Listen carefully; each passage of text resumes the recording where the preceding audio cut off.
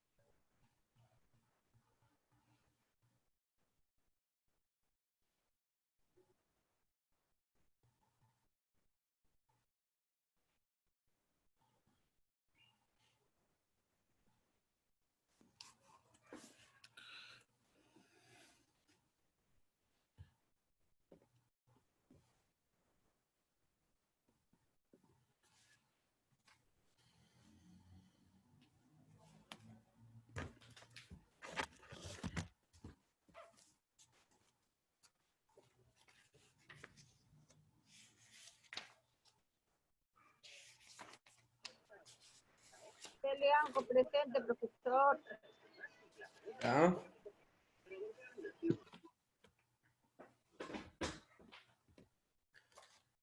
A ver, jóvenes, vamos a iniciar la clase de hoy.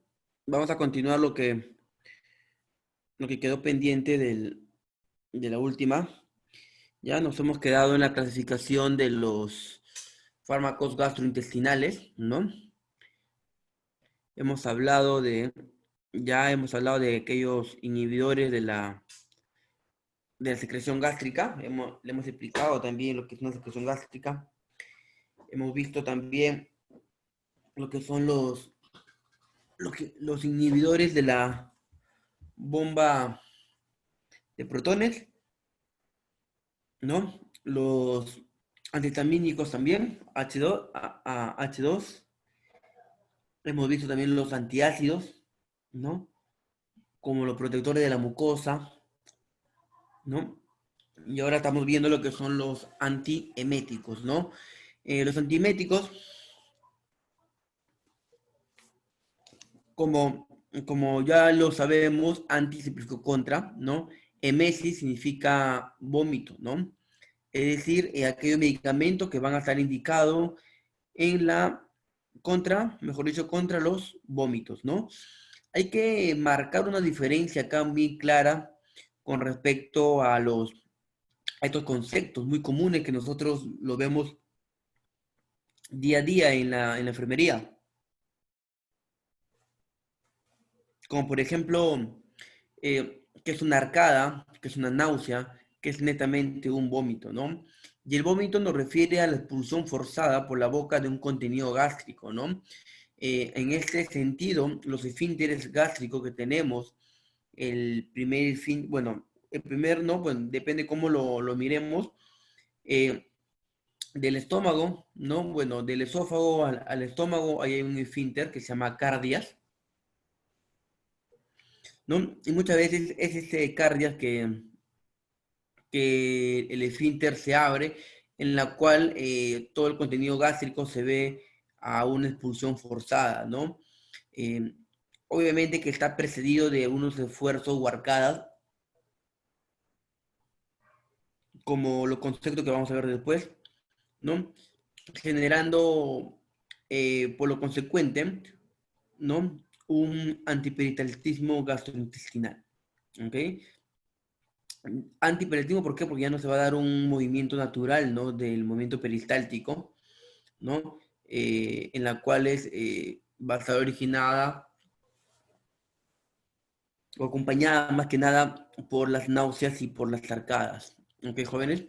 Entonces, si tomamos en cuenta las que también son náuseas, son aquellas sensaciones que de una otra manera, ¿no? Se presenta, ¿no? Con el deseo inminente de vomitar, ¿no? Que puede cursar con manifestaciones vasomotoras y neurovegetativas, ¿no? Como la palidez, sudoración, debilidad, hipotensión, ¿no? Por ejemplo, las personas con cólicos o que vienen de repente con cólicos a las urgencias, ¿no? Están pálidas, sudorosas, tienen arcada, quieren vomitar, ¿no? Los olores también son bastante persistentes, ¿no? Sensibles en ese aspecto, ¿ya? Entonces, bueno, ya vamos a ver los fármacos para ello. Y por último, un concepto también bien marcado, que es una arcada, ¿no? Y la arcada nos refiere que es un movimiento improductivo de vómito, ¿no? Es la sensación que queremos arrojar, vomitar, pero no sale netamente como el contenido, ¿no? Gástrico a que nos referíamos, y es la diferencia de repente con el vómito. Esta arcada de una otra manera se produce por la contracción espasmódica, ¿no? De los músculos expiratorios del tórax, ¿no? Eh, con un descenso también y espasmo súbito del diafragma, ¿no? Y una contracción violenta de los músculos de la pared abdominal, ¿no? Es casi las mismas características del vómito,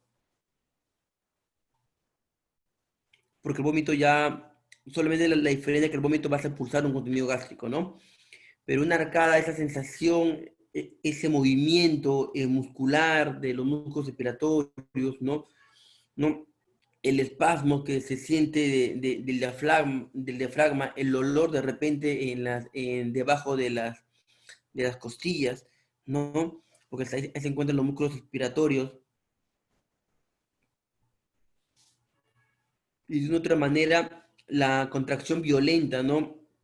Que puede producir esa arcada en los músculos de la pared abdominal, ¿no? Porque se hace un esfuerzo en la cavidad, es lo que se llama una arcada, ¿ya? Pero que no llega, como le digo, a expulsar netamente o a realizarse un contenido gástrico en sí.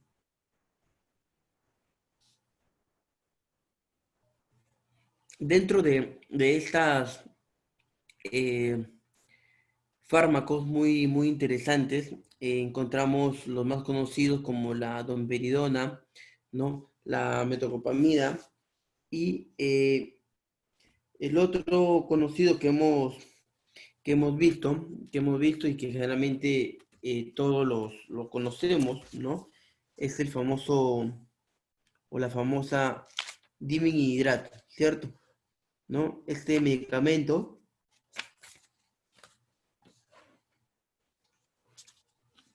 es un antimético también, el dimihidrato, más conocido como Gravol, es un antivertiginoso, ¿no? También, y eso más que nada está dentro, algunos también lo clasifican también. No lo hemos puesto acá, o no lo he puesto acá netamente, porque su mecanismo de acción o la particularidad que tiene el dimihidrato, más que nada establece como, está dentro de la familia de los antihistamínicos, ¿ya? ¿Por qué? Porque su mecanismo de acción va a ser de igual forma ocupar o competir por el lugar del receptor H2, H1 que diga. En tal sentido, este fármaco, así como hemos visto fármacos que compiten con el receptor antihistamínico o con el receptor H2, el dimihidrato o Gravol de repente en otra marca, más que nada compite, ¿no? Compite también con estas sensaciones, ¿no? De vértigo, de náuseas, de vómitos, pero por hacia el antihistamínico H1, ¿no? Entonces, por eso que de repente no lo he considerado dentro de esa clasificación, porque esta es una... Pero obviamente también es un antiemético, ¿no? Es un antiemético, es un antivertiginoso, ¿no? Es un antinauseoso, ¿no? Pero muy bien utilizado en la farmacología peruana, sobre todo, ¿no?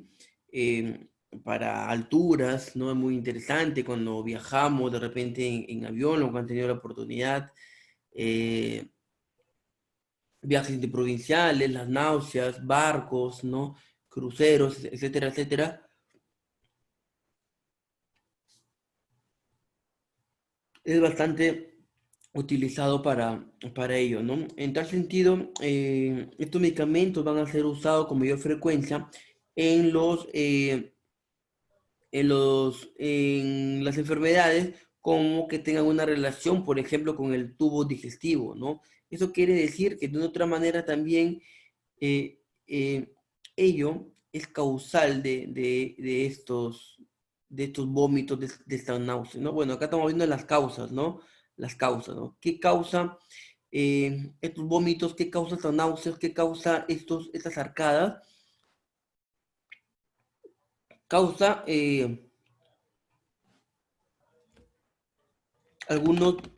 algunas complicaciones, por ejemplo, en el tubo digestivo, ¿no? Y particularmente en lo que le refiere a la gastritis aguda, estenosis pilórica, oclusión intestinal, ¿no? Va a causar esos vómitos, esas arcadas, esas náuseas, esos vértigos, ¿no? En la persona, ¿no? Asimismo, causa o debido a algunos reflejos, ¿no? Reflejos como cólico hepático, ¿no? Como la sensación, ¿no?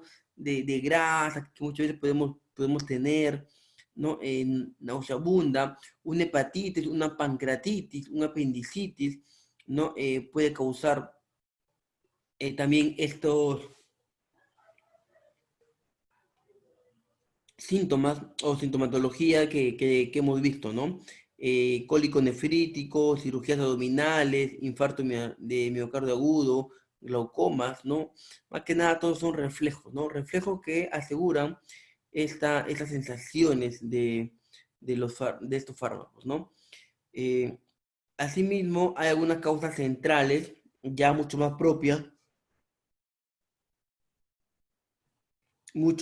eh, mucho más focalizada o localizada, como por ejemplo la meningoencefalitis, los procesos expansivos intercraneales, hepatitis, lipotimia, que es un de mayo, jaqueca, dolor de cabeza, ¿no? Ya mucho más extremo. Embarazo, de lo que ustedes han hablado de repente la vez pasada, de lo que se refiere a la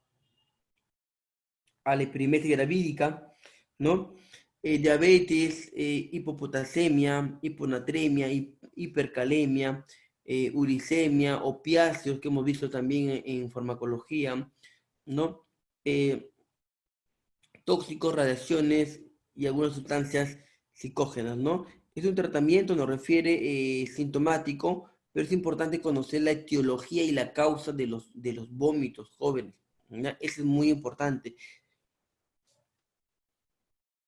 No todo vómito va a estar relacionado a un problema gástrico, ¿ya? Y por lo tanto el tratamiento no debe o no puede ser gástrico más que nada, ¿no? No es porque uno vomita que darle un antimético. Y a esto me refiero, ¿por qué? Porque muchas veces en algunos casos como los accidentes de tránsito, ¿no? O golpes en la cabeza, caídas, fracturas que podemos tener, ¿no? Golpes en la cabeza, se puede producir una hemorragia interna, ¿no? Una hemorragia interna que de una otra manera esa sangre va ocupando un lugar que no le corresponde.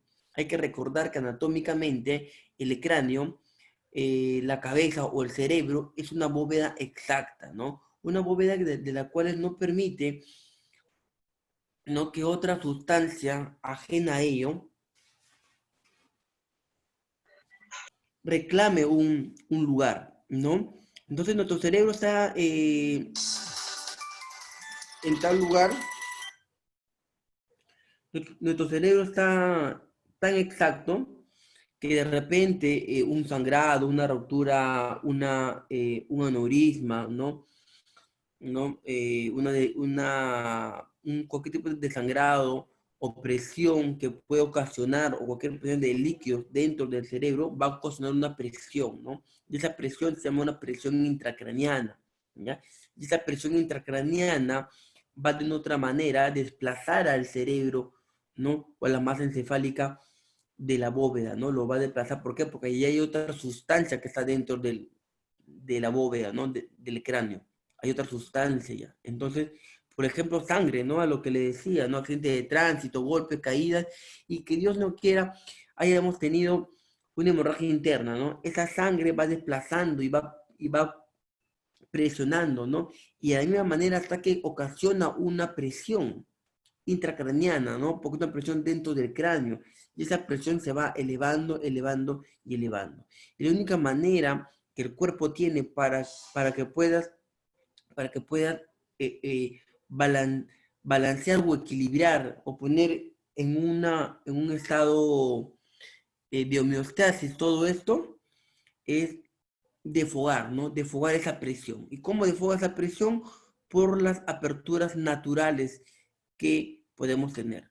¿Y cuáles son esas aperturas u orificios naturales que podemos tener? Oídos, ojos, nariz, boca, ¿no? Hasta es más, lo que es la articulación atlantoaxial, ¿no? Que está del atlas, del axil, conjuntamente con el agujero magno.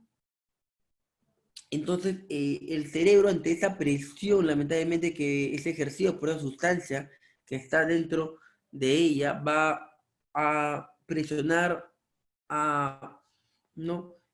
A presionar de una otra manera, y eso va a elevar la presión intracraniana, y es tanta la presión que tiene que desfogar el cerebro para buscar un equilibrio, ¿no?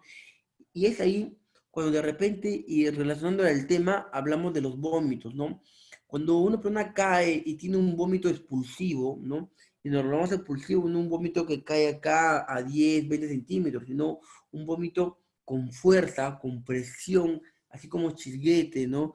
Que sale, generalmente puede ser un daño neurológico, ¿no? Un daño neurológico causado de repente por esas causas que le estoy manifestando. Entonces, y eso no quiere decir que le demos un antiemético, ¿no? Porque hemos visto que ha vomitado, sí, entonces dale un antiemético. No. Entonces, no toda causa, a lo que me refiero, no todo vómito en ese sentido, ¿no? Debe ser tratado con un antiemético. Si no es muy importante, como nos refiere, es un tratamiento sintomático, ¿no? Pero es importante conocer la etiología de los vómitos. El vómito es algo sintomático. Si no conocemos la etiología, que es el origen, la causa, no podemos tratar el vómito, ¿ya? Y recuerden, por ello que sea vómito no quiere decir que sea gastro, ¿no? O gastrointestinal, como le acabo de referir, ¿no? Con el ejemplo, un vómito impulsivo, todo ello no le va a dar un antiemético, porque la causa de ese vómito no es. No, la causa de ese vómito es la consecuencia de una liberación de esa presión intracraniana que puede tener la persona, ¿no? Ahí más que nada tenemos que descongestionar el PIN, ¿no? Que es la presión intracraneal, ¿no? El PAN, la presión arterial media, tenemos que descongestionar, ver, y generalmente en esos tratamientos neurológicos, por así llamarlo, utilizamos el manitol, ¿no? El manitol, por ejemplo, al 20%, que nos va a ayudar más que nada a descongestionar o a liberar esa presión intracraniana que tiene el cerebro en ese momento, debido por la presencia de una sustancia que no es natural en esa bóveda o en ese cráneo. ¿Ok, jóvenes? ¿Estamos bien? ¿O ya se fueron? Está bien, profesor. Ya se fueron. Aquí Aún está. despiertos.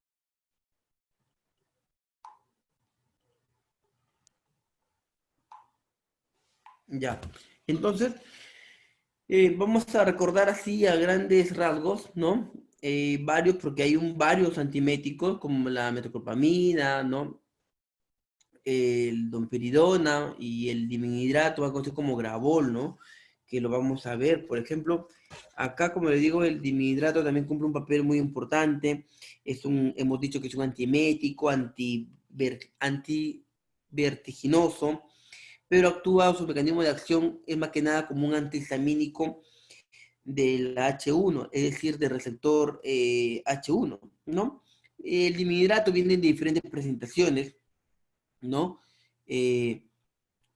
Como por ejemplo en tabletas, ¿no? Viene 350, viene también en inyectables, que muchas veces es usado en emergencia, ¿no? Inyectable también de 50 miligramos, indicado más que nada en náuseas, vómitos, eh, y uno tipo de prevención y de tratamiento, ¿no?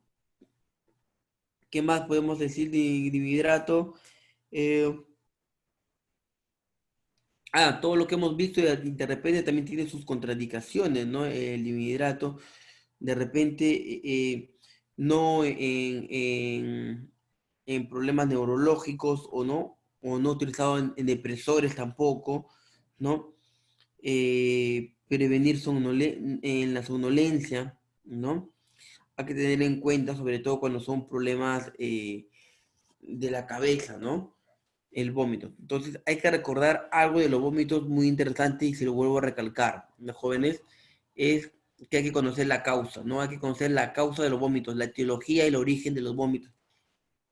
No todo está relacionado a la parte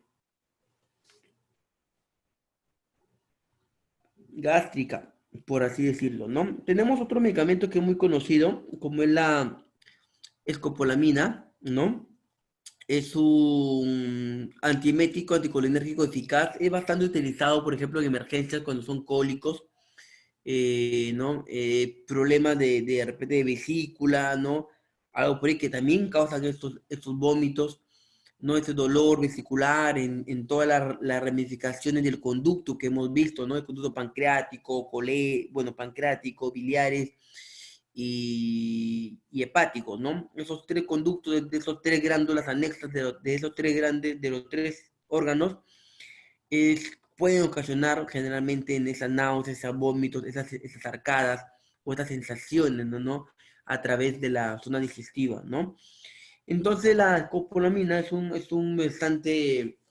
fármaco, es un, es un fármaco de gran elección en ese entonces. ¿Los jóvenes?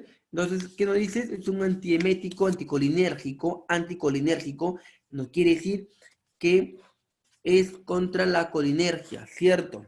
¿No? Contra la colinergia. Y hemos dicho que la colinergia o los fármacos colinérgicos son aquellos fármacos que van a estimular al sistema parasimpático, ¿no? Sobre todo los receptores muscarínicos y nicotínicos. En este caso, una escopolamina es un antiemético anticolinérgico. ¿Qué me quiere decir?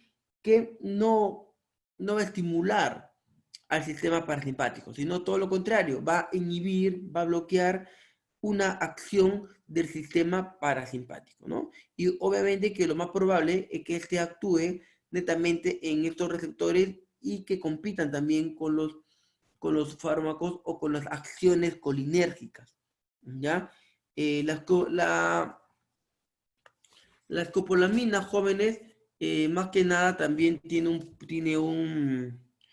tiene algo muy interesante, como por ejemplo es un antiespasmódico, ¿no? Es bastante utilizado para los espasmos, ¿no? Hemos dicho que es un anticolinérgico, son tabletas que vienen la copolamina también, muy poco se usa, ¿no? Lo pueden utilizar, vienen tabletas de 10, pero generalmente es bastante utilizado en emergencia, como le digo, para prevenir estos tipos de vómitos cuando vienen con cólicos, problemas de esa zona de los conductos biliares, hepáticos, pancreáticos, es bastante utilizado, ¿ya? Es bastante utilizado también en antiespasmódicos. ¿Por qué? Porque hemos dicho que los vómitos, las náuseas, ¿no? Se pueden iniciar bajo un espasmo, ¿no? Y sobre todo un espasmo en conjunto del diafragma, de los músculos expiratorios, ¿no? En los músculos de la pared abdominal, ¿no? Esos músculos es ahí donde se comienza a darle esas arcadas, esas náuseas, ¿no? Porque cuando uno vomita, creo que te duele. Te duele la zona abdominal, ¿sí o no? ¿No? Parte baja de las costillas, ¿no? La parte abdominal, el diafragma, la parte de los músculos expiratorios que están en las zonas laterales, ¿no? De la caja torácica. Eso es lo que te duele cuando uno vomita, ¿no? El pecho después, por ahí la boca, el estómago, porque es también la fuerza, ¿no? De esos músculos o de esos broncoespasmos, no broncoespasmos, sino de esos espasmos que hace también esos músculos, ¿no? Asimismo, encontramos también otros medicamentos, ¿no? Eh, como que algunos que son denominados los antagonistas de los receptores de la dopamina, ¿no? Dentro de esta clasificación como antagonistas, encontramos a un medicamento que también es bastante utilizado en la, en la emergencia, ¿no?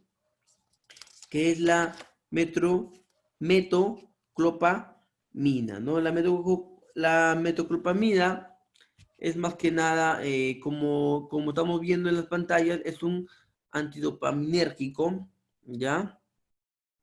Es contra la dopamina, ¿no? Tiene efecto antimético, ¿no? ¿Ya?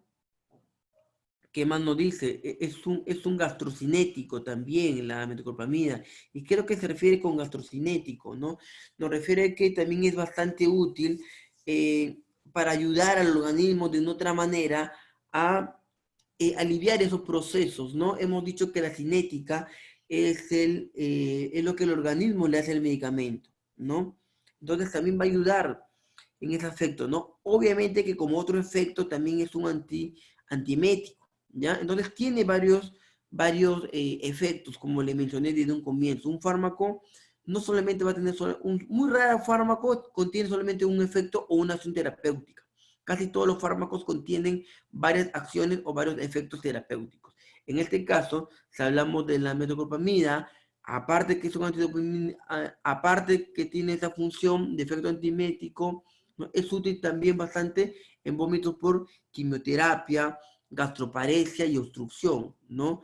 Tiene efecto antidopaminérgico central y puede causar agitación, somnolencia y sedación.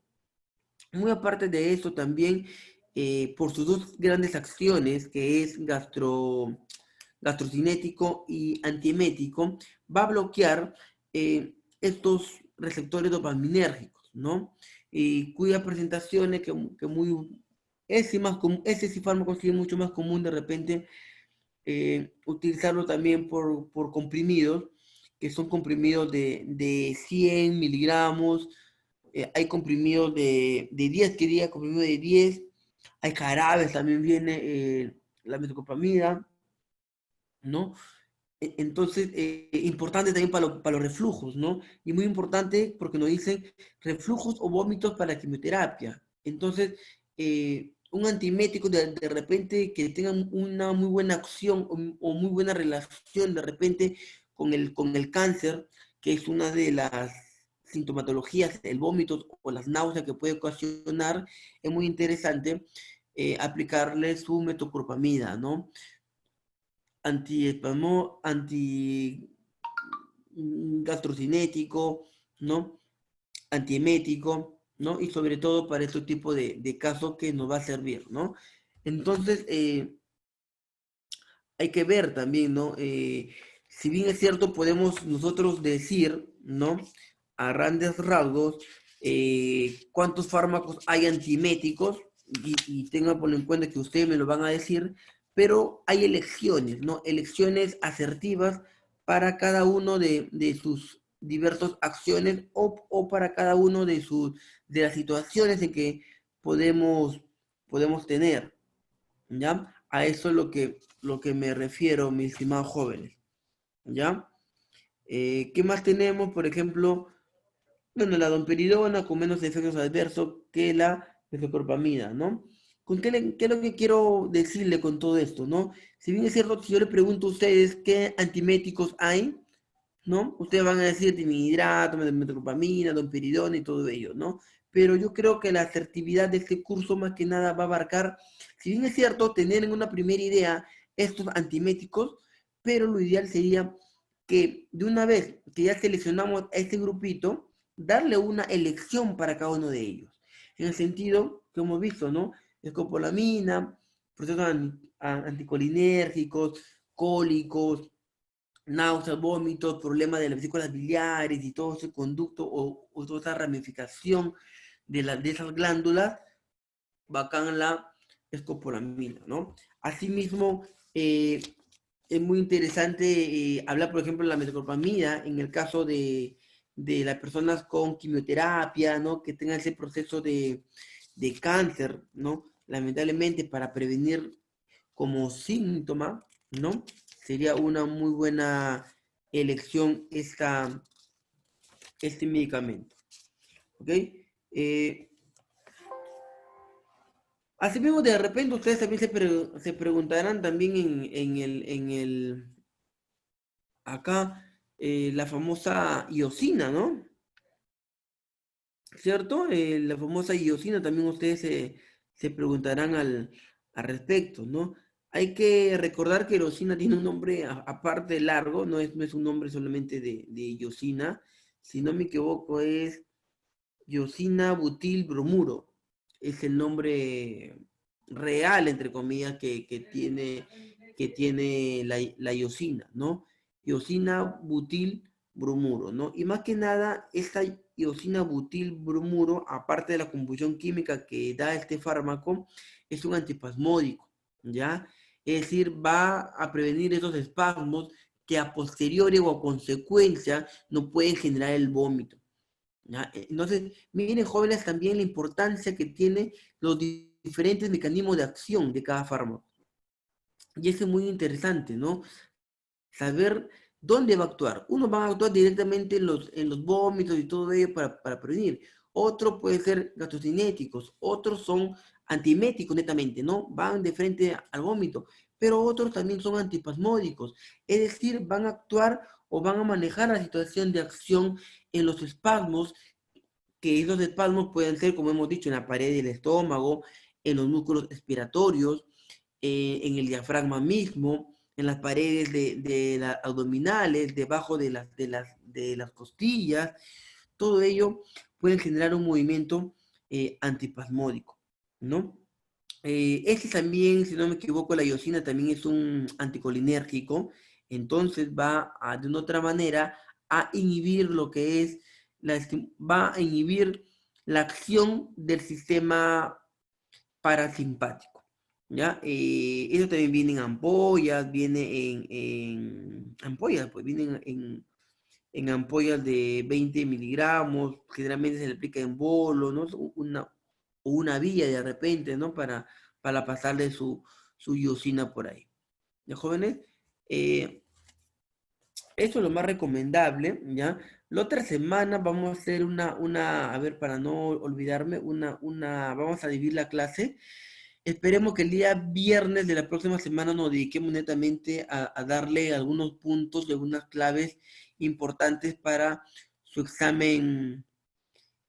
su examen parcial, ¿ya? Entonces, el miércoles, lo más probable, vamos a tratar de acabar con la clase para el día viernes de la próxima semana, dedicándonos netamente a pulir o a detallar algunas cosas importantes de la primera semana hasta la séptima, ¿no? De la cual para mí es lo más importante.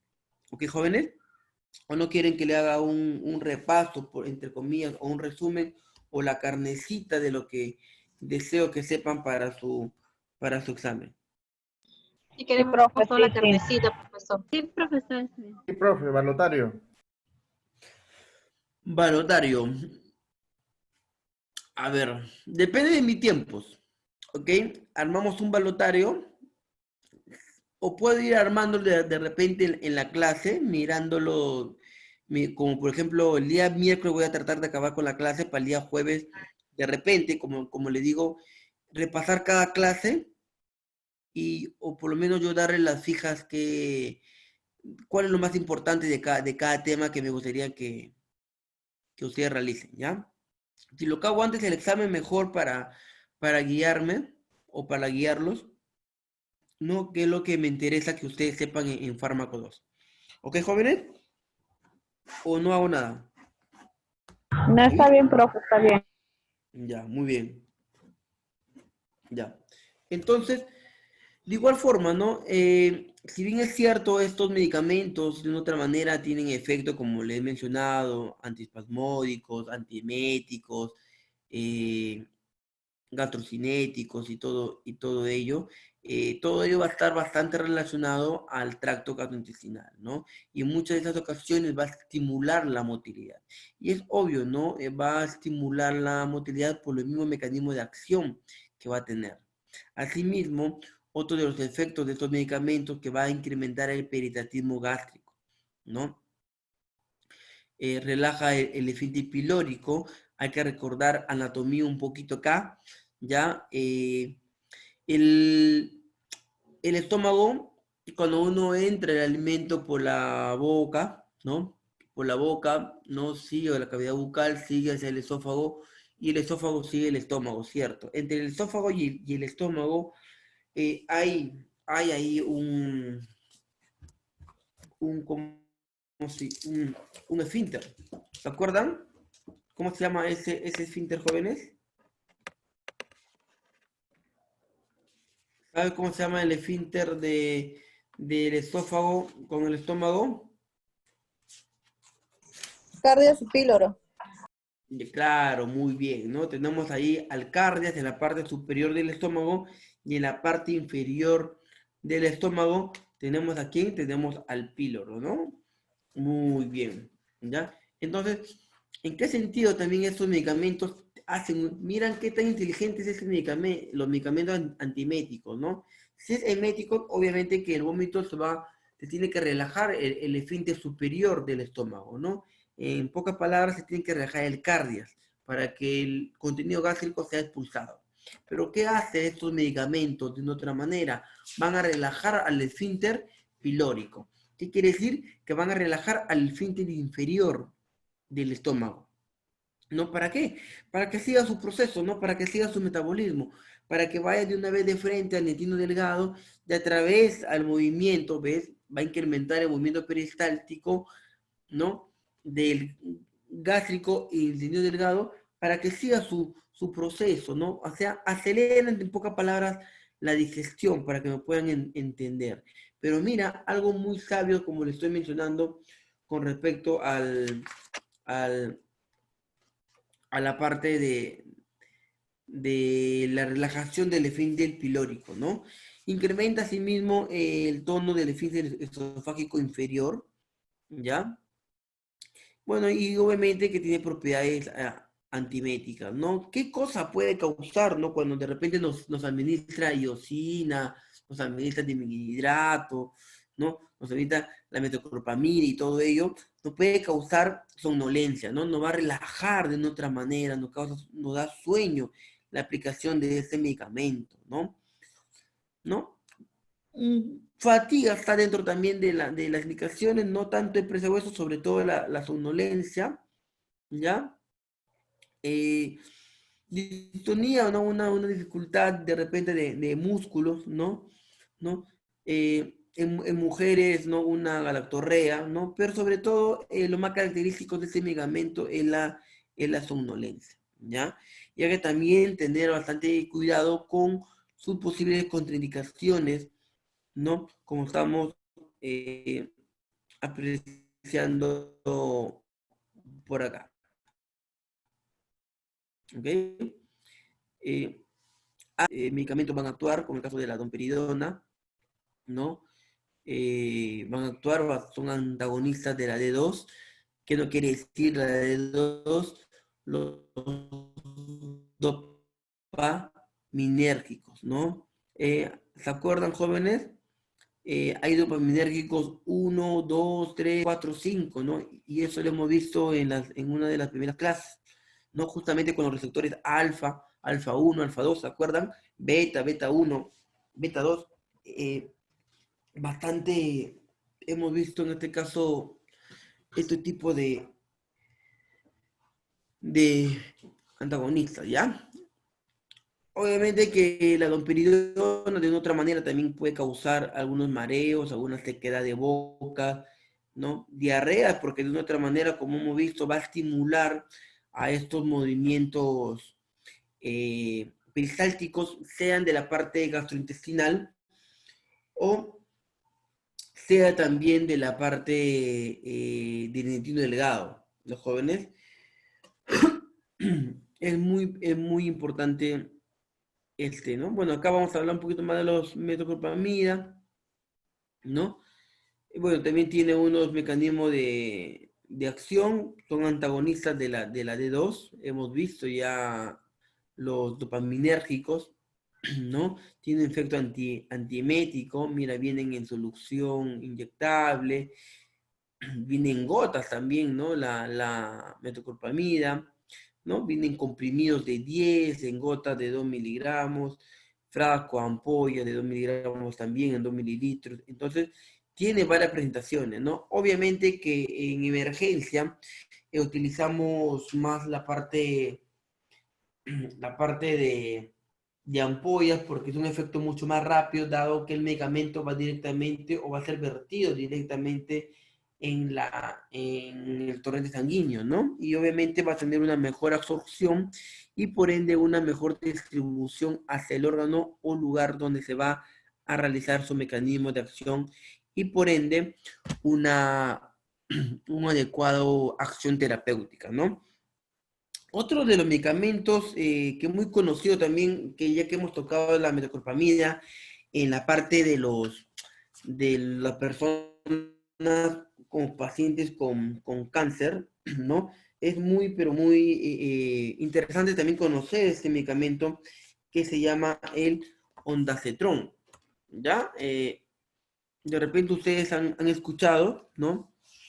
El ondansetron, ¿no? Obviamente que es un antiemético, obviamente, pero es un antiemético más que nada central, ¿no? Central porque va a tener una zona localizada donde actuar, va a tener un lugar específico donde desarrollarse, ¿no? En este caso, va a ir directamente hacia, o mejor dicho, su mecanismo de acción más que nada va a realizar una inhibición, ¿no? Es decir, va a frenar, va a bloquear a los receptores de la área activadora, ¿no? Así como los impulsos no se transmiten hacia el centro emético. La pregunta acá en este caso sería, ¿quién es entonces, no? ¿O cuál es esa área activadora que nos va a dar origen a todos los vómitos, ¿no? De otra manera, ¿no? ¿No? De una otra manera, por así decirlo, ¿no? Es netamente la zona activadora quioreceptora, ¿cómo se llama? Se llama el centro emético.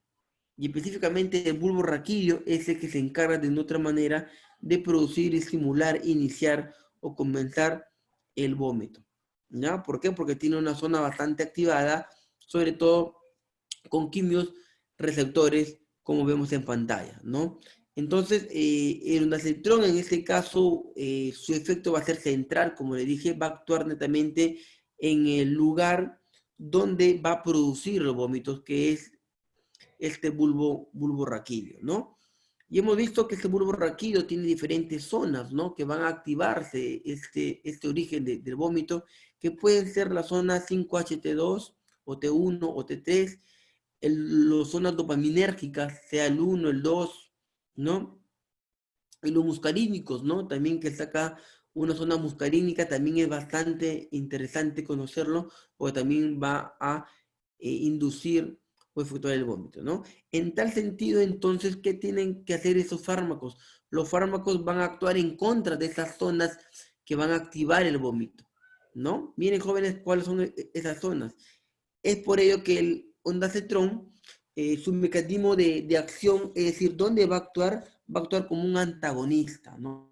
¿Y qué es antagonista? Es como su antónimo. Va a actuar en contra de quién? Del receptor de una zona activadora del vómito, que es una zona llamada 5HT3 en este caso, ¿cierto? Entonces, asimismo, vemos acá sus dosificaciones, ¿no? En minúsculas cantidades, dado que va a actuar directamente con el sistema nervioso, ¿no? A ver, solo útil, y hay algo muy interesante que le he puesto acá, ¿no? Solo útil cuando no hay respuesta de la metoclopramida, ¿no? Hemos dicho que la metoclopramida es un fármaco antiemético, obviamente, que es bastante utilizado en pacientes con cáncer, ¿no? Con sistema inmunitario bajo, ¿no? Con sintomatología, lamentablemente, a causa de estas neoplasias que se pueden presentar, ¿no? Pero cuando muchas veces la enfermedad es bastante agresiva, ¿no? Y el dolor y las náuseas y los vómitos también son abundantes, y cuando utilizamos ese medicamento del metoclopramida no es tan efectivo, ¿no? Como se quisiera, entonces sería bueno otra opción siempre y cuando no tengamos una reacción o una respuesta adecuada del otro medicamento, podemos utilizar el ondansetron, ¿no? Ondansetron, ¿no? Que obviamente es un anticolinérgico porque también va a inhibir de una otra forma la acción del sistema parasimpático, es un antiemético también, obviamente, va a actuar, acá va a actuar mucho más profundo porque ya hablamos del sistema nervioso central, es un antagonista sero, serotoninérgico, es un, es un antagonista serotoninérgico, es decir, va a estar bastante ligado a la serotonina, ¿ya? Va a darle la contra a la serotonina y a la estimulación de la misma, ¿no? Y tiene varias presentaciones, obviamente, ¿no? Vienen comprimidos, puede venir en inyectables también, ¿no? Y bastante utilizado, como le he mencionado, la prevención y tratamiento de las náuseas, vómitos, eh, en pacientes que sobre todo reciben medicamentos para el cáncer, ¿no? Y esos medicamentos para el cáncer tiene un nombre. ¿Alguien sabe cómo se llama ese conjunto de medicamentos que reciben en cáncer?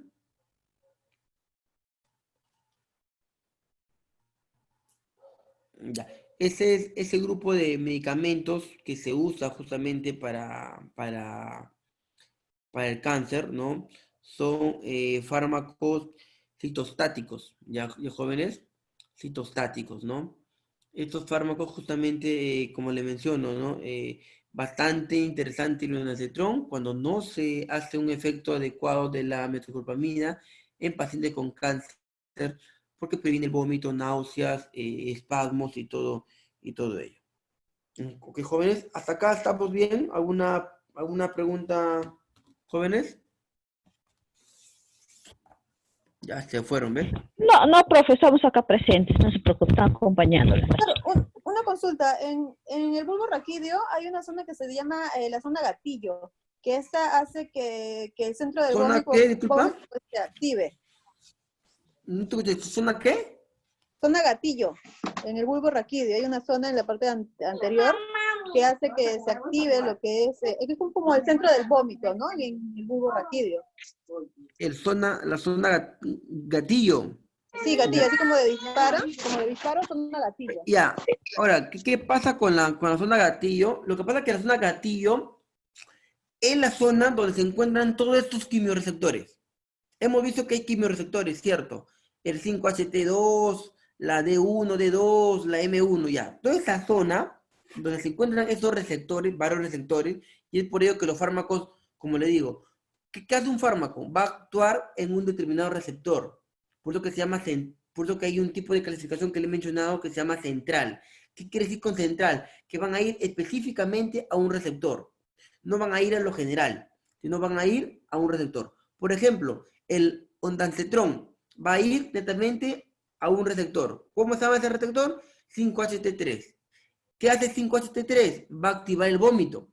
Pero el fármaco, ¿qué es? Es un antagonista, es decir, es contra ese receptor. ¿Me entiendes? Y por lo tanto no va a producir un vómito.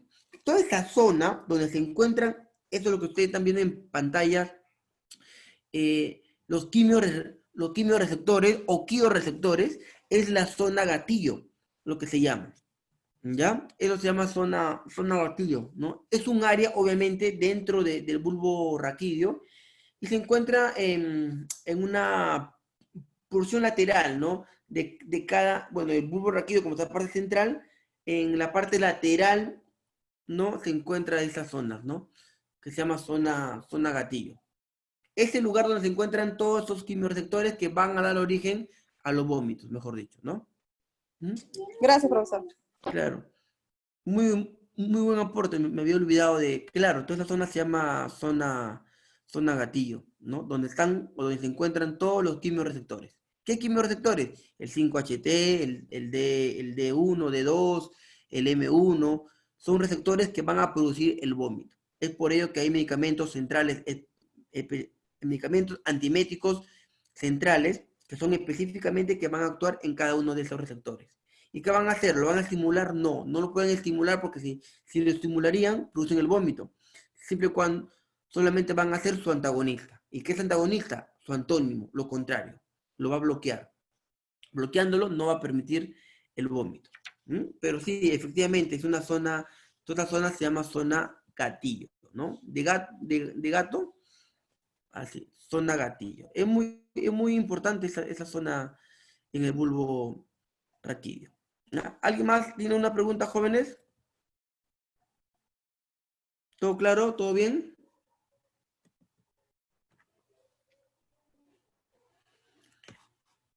¿Todo bien, jóvenes?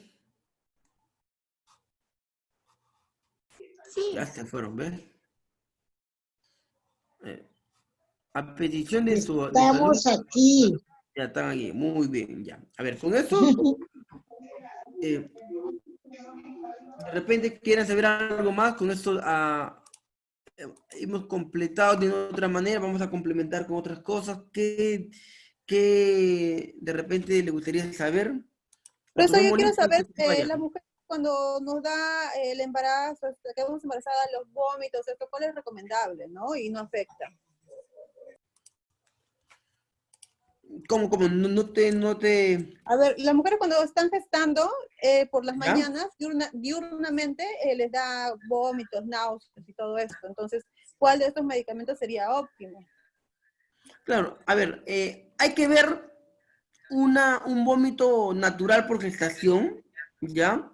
Y hay que ver también la enfermedad del tal de una mujer, bueno, de una gestante por los vómitos, ¿no?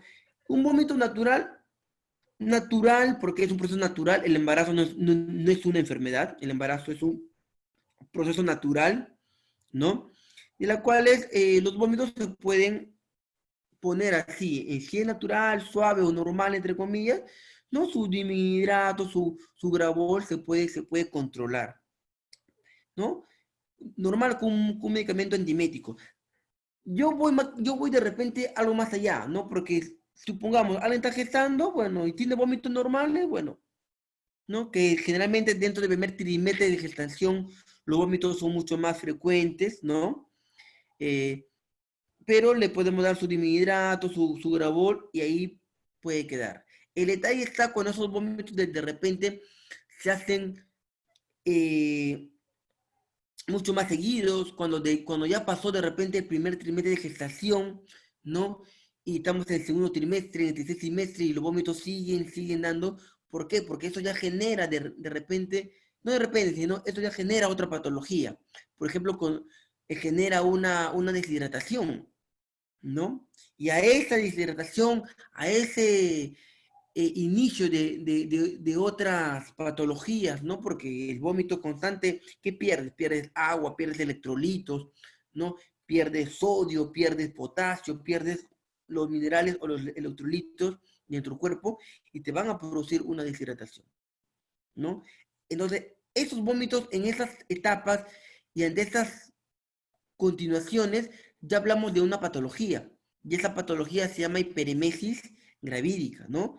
Que en sí la hiperemesis gravídica vendría a ser la presencia de náuseas y vómitos intensos y persistentes durante el embarazo, ¿no? Y que lamentablemente, como le estoy mencionando, nos puede llevar a la deshidratación y por ende a la pérdida de sales, de electrolitos, de agua, Podemos perder peso, ¿no? Porque estamos deshidratados. Y obviamente en base a la pérdida de agua, de líquidos, de electrolitos, nos va a llevar a una alteración o nos va a llevar a un desequilibrio electrolítico, ¿no? Generalmente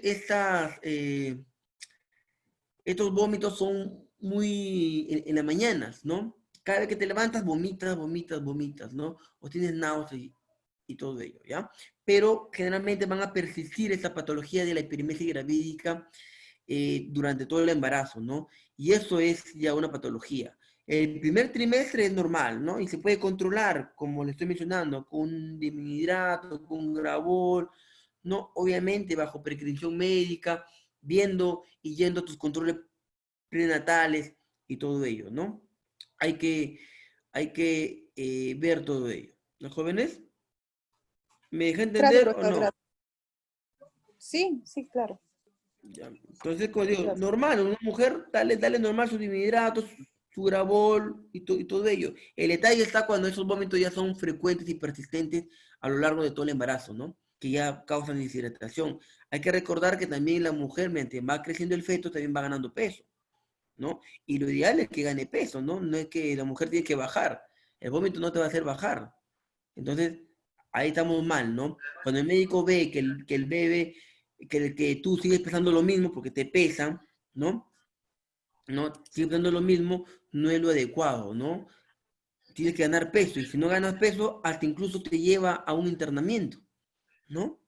A colocarte suero, ¿por qué? Porque de repente los vómitos, las náuseas, no hace y eso es contraproducente para el feto, ¿no? Porque probablemente todo lo que consumas lo vomites y no hay una adecuada absorción.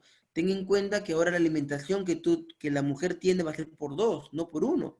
No tiene que alimentarse ella y tiene que alimentar bien al bebé. Y tiene que aumentar de acuerdo al mes y de acuerdo a la semana de gestación un determinado peso, ¿no? Si el bebé no se desarrolla, ¿no? Ya hablamos no de crecimiento, porque puede estar incluso formado el bebé, pero tiene que haber un desarrollo del bebé, ¿no? Esa es la diferencia entre un crecimiento y un desarrollo. Uno crece en tamaño, ¿no? Uno crece en estatura, ¿no? En la parte física, pero el desarrollo es más que nada la parte de maduración, De ¿no? maduración. Es maduración, ¿no? Es por ello de repente, ¿no? Los 7 mesinos, los 8 mesinos, ¿no? ¿Qué quiere decir? Que ellos no están formados, están, ¿cómo se llama? Han crecido adecuadamente. Pero el detalle o el problema que ellos pueden tener es en el desarrollo, por ejemplo, ¿no? El desarrollo o que es la maduración de esos órganos, ¿no? Si efectivamente esos pulmones de 7 meses son capaces de interactuar con el medio ambiente, ¿no? ¿Qué le damos? Bueno, en este caso, ya que toqué el tema, le damos algunos surfactantes que le van a ayudar a la maduración pulmonar del bebé, ¿no? Y es así, ¿no? Por lo que sus pulmones todavía le falta esa maduración, muchas veces en ellos en incubadora, hasta que maduren, etcétera, etcétera, ¿no? Bueno, pero eso ya es otro tema, ¿no? ¿Me dejan entender, jóvenes? ¿Alguien más tenga una duda para poner una pregunta o seguir de repente hablando? ¿No hay más? Pregunten ahora o callen para siempre.